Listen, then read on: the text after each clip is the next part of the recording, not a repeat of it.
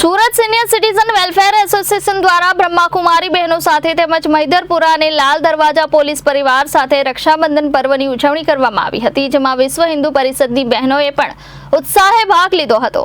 ભાઈ અને બહેનના પવિત્ર પ્રેમનું પ્રતીક એટલે રક્ષાબંધન। દેશભરમાં રક્ષાબંધન પર્વની ઉજવણી ધામધૂમપૂર્વક કરવામાં આવી રહી છે, ત્યારે Surat senior citizen welfare association દ્વારા દર વર્ષની માફક આ વર્ષે પણ રક્ષાબંધન પર્વની ઉજવણી કરવામાં આવી હતી।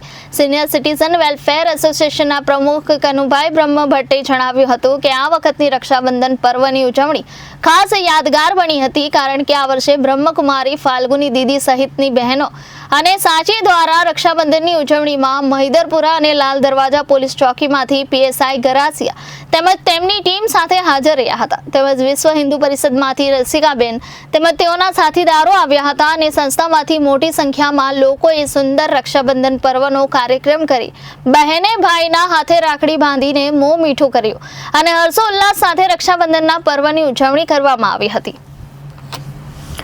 Reporter Arvind Rathod, Janadesh news, Surat.